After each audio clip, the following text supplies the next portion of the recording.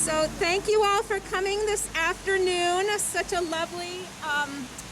lovely gray afternoon for us to get together, but the weather has held off, so we wanted to go ahead and get started because we've got some great candidates here that I wanted the fine folks of Bradford to have a chance to hear from today. I'm Copeland Hanzas. You are standing in the heart of my district. I represent Bradford, Fairleigh, and West Fairleigh, and this is my ninth campaign, and I have to say it's the strangest campaign of all of them because, you know, you don't go door to door and you don't go to events and talk with lots of people. It's a lot of this sort of distance conversation with masks on. But, you know, this is important work that we're doing, and we have a big challenge. Thank you. We have a big challenge ahead of us, bringing our economy out of COVID and standing our business communities back up again. And the team that I have here behind me is a great team to look for. I know that several of you have already turned in your ballot, but you probably know people who haven't yet, and so I thank you for coming to learn more about each of the candidates so that hopefully you can encourage your friends and neighbors to get their ballot in. I just want to say this at the outset. If you know of local people who are having trouble accessing their ballot, if they haven't gotten it in the mail or anything, please have them contact me. I can help guide them through the process. Our town clerks here are wonderful. They're working hard. They're making sure that people can get their ballot. And there goes another one. Thank you. So first I'm going to introduce our state senator, Jane Kitchel, and let her come up and speak for a moment. And then we'll have Democratic Senate candidate Matt Choate.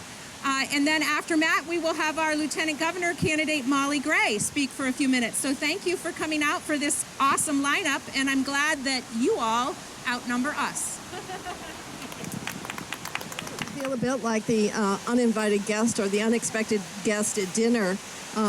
So I wasn't on Sarah's billing, but I was able to come down tonight, and I'm very happy to be here. I'll tell you, it's raining harder further north.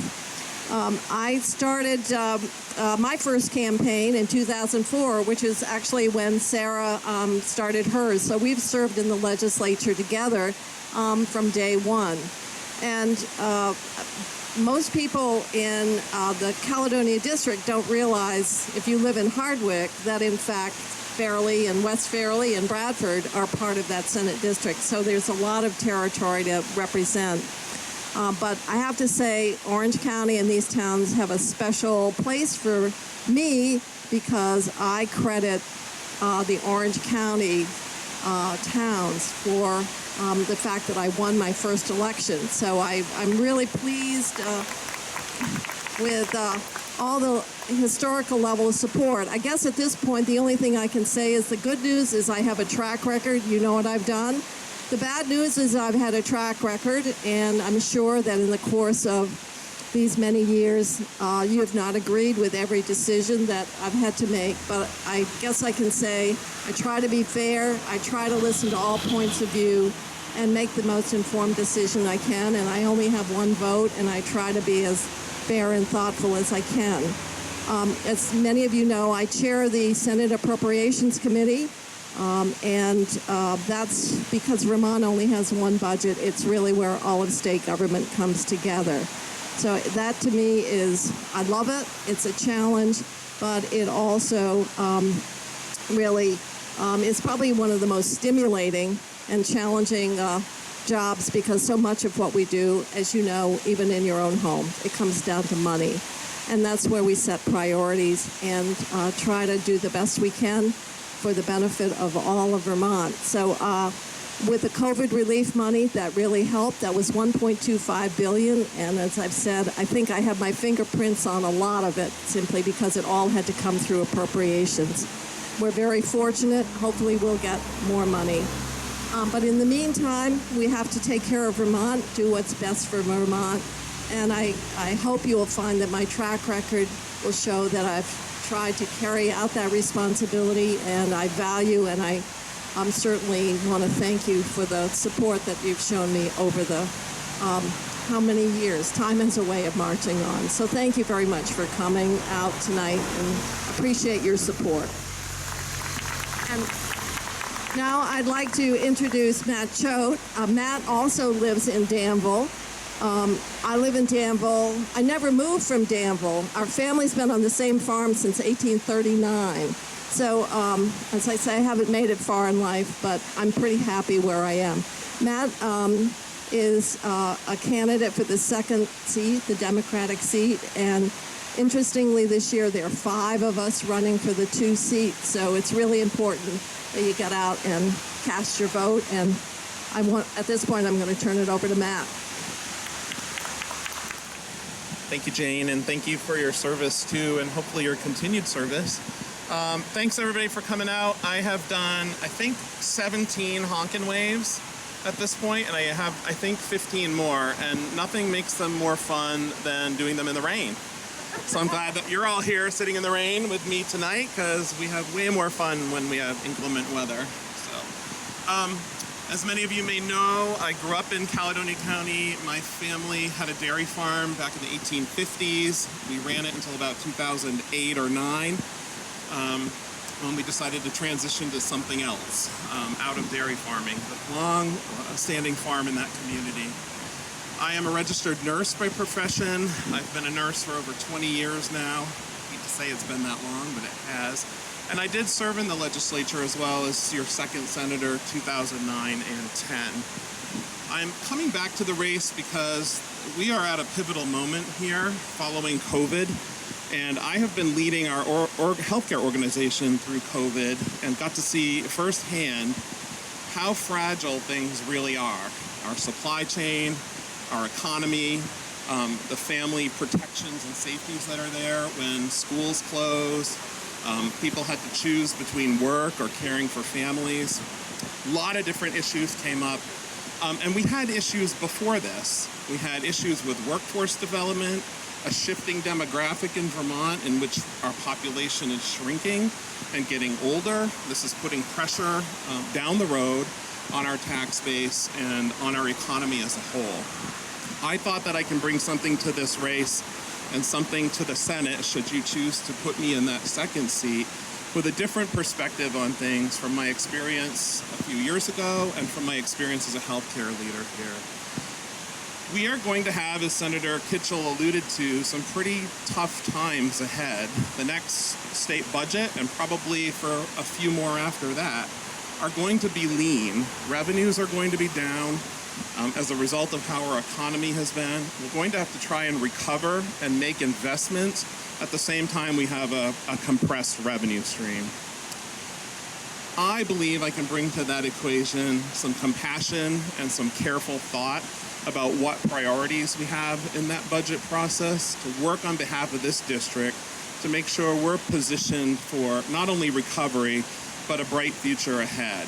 Even though times are tough, and I grew up on a farm, so we know how to stretch a dime, as does Senator Kitchel. I think we were a great team in that respect because we both know how to budget under tight times. And even in those tight times, you still have to make investments for the future. Investments in housing, investments in getting broadband done, investments in our roads and bridges. It's all about priority setting and making the best investments so we position our economy to grow as we come out of COVID. And that's what I hope I can bring to the table.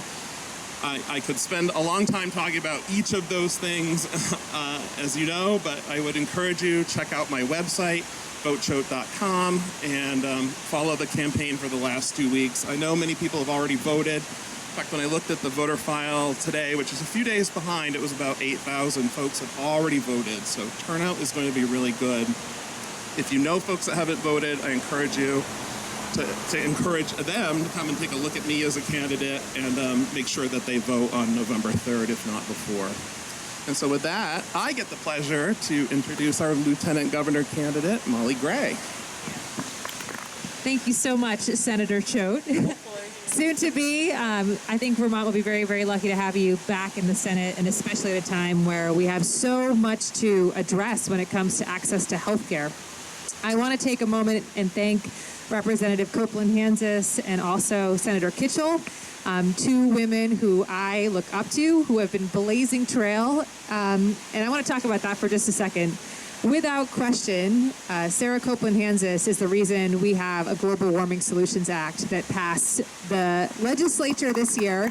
Some of the most bold legislative action, I think, in the country to address the impact of climate change in our communities. We should be proud of this legislation, and that's a large part because of Sarah's doing. And Senator Kitchel, a woman I look up to tremendously, who is literally putting her fingers on the money coming into Vermont, putting forward a budget every single year, and working with the Appropriations Committee as the leader of the Appropriations Committee in the Senate to make sure that Vermont can sustain. And there's probably not a woman in Vermont that knows more about what happened this year and what's ahead, and we need to have her in that position as we move forward. So thank you so much for having me, and it's really, really special to be here. So I grew up in Newberry, which is South Newberry, in fact, which is just about 5 miles north of here at Four Corners Farm. I'm really, really happy to see one of my middle school and high school teachers, Larry Coffin. I want to call you Professor Coffin here today. It's great to see some familiar faces, some new faces, the next generation.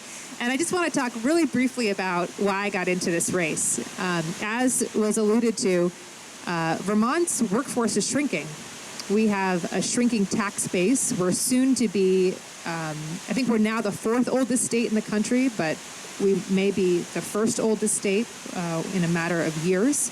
We have more deaths than births in a majority of Vermont counties. And I said that in Chittenden County, and they're like, yeah, but come to Orange County, we know that. We see it. We know that we have a declining workforce.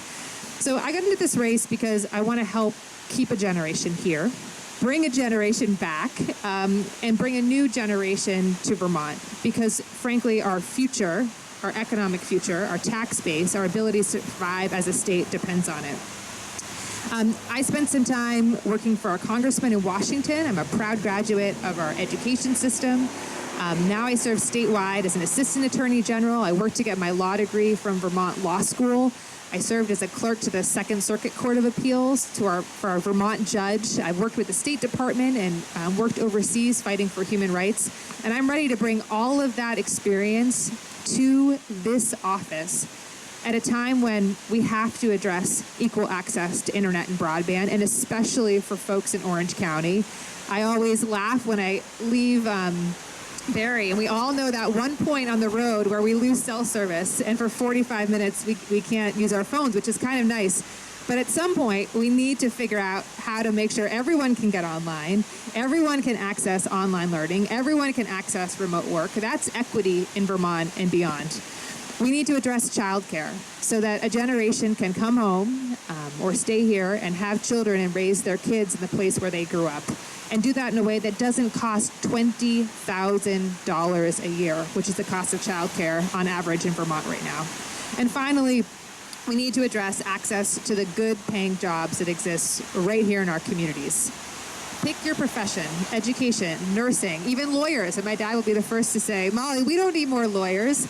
But it's true, we don't have enough lawyers, we don't have enough plumbers, we don't have enough people wanting to open businesses in our downtown. And we have the highest high school graduation rate in the country. That's incredible. Yet 41% of our graduates don't go on to VTC or Northern Vermont University or our community colleges. We have failed to strengthen and build a really resilient pipeline from our classrooms to our communities. So I look forward to focusing on those 3 issues in particular, but doing everything I can to help reverse our demographic challenges and to make that the focus of the Lieutenant Governor's office as we move forward. And I guess I'll just close with this. We are 2 weeks from today is Election Day. And we need everyone voting. We need everyone at the table as we think about the future of our state. I think 150,000 Vermonters have already voted, and maybe more than that today. I'm not sure the latest numbers. But get your ballots in. Get everyone you know to get your ballots in. Have them get everyone they know to get their ballots in. And let's come together and work together for a brighter future for our state. Thank you so much for having me. So please stick around. Please make a beeline to whichever one of us you'd like to ask some questions of. And please take a lawn sign with you when you go. Thank you so much for coming out tonight. Thank you for making the trek to Bradford.